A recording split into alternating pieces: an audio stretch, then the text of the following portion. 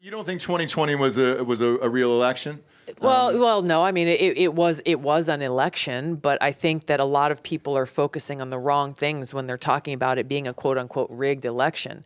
Because you got to look at the influence operations. You got to look at. That's what he said. Yeah, I said that for years. Like, you don't have to hack a machine, but you can hack somebody's brain. That's right. Dude. Yeah, that's exactly right. And you look at how the parties were trying to tilt the scales.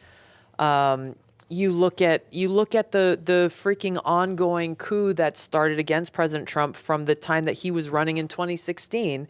We're talking about the quote unquote deep state and what that looks like. That continued on throughout almost his entire presidency in 2016 and is still going on. And this whole Russia collusion thing was really at the heart of it. Has that ever, I wonder, maybe somebody knows this, but has it ever happened before that a previous administration just continued to control the office after the old administration was out? I'm sure it's happened. I'm sure it's in some happened, but places. not to this level. Yeah.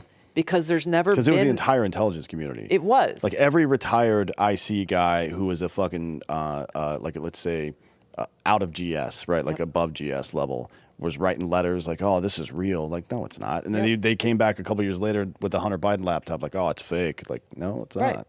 Right. Like how wrong do you though need they to be? knew. Yeah. They knew when they wrote that letter, when those 51 guys knew that when they wrote that letter that it was false. But so that's my point, is that it's important that people know the truth about what is really going on, because it will continue. And we're seeing it happening right now with all of the different ways they've been trying to get President Trump off the ballot.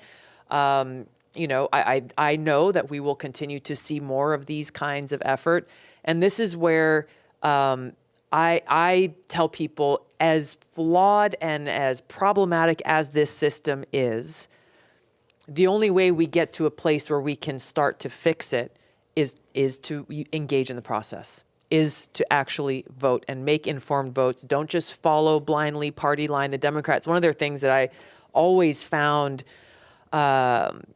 just offensive was they would go up on stage over and over again saying, vote blue no matter who. Like, what? Vote blue no matter who. I'm sure Republicans would have said it if they could have thought of anything clever, right? Well, I was asked a couple of weeks ago by an influential Republican in New York City at a dinner. She's like, are you going to stand with the Republicans? I said, well, which Republicans are you talking about? Yeah. And I told her, I'm not going Steve King, to stand Congress. with Liz Cheney. Right. I'm not going to stand with Nikki Haley. What about that weirdo from New mean? York? George Santos. Yeah, he popped back in, by the way, State of the Union. He said he's going to run again. Sure did. He should. He should run for president. Into the back row. He was all sassed up. Hello. He was ready to rock there.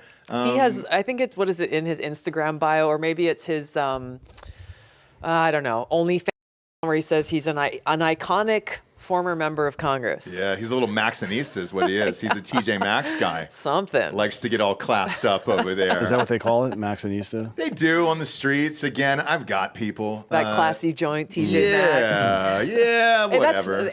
I love TJ Maxx. It's about being fiscally responsible. You go to TJ you don't have a choice but to shop there now. You can't afford anything else. Exactly. In most of these major cities, they're shutting down everything else. So that's the only thing that's left. There's Ross's Lock too, and key. right? Yeah, Ross's too. not no bearing, obviously.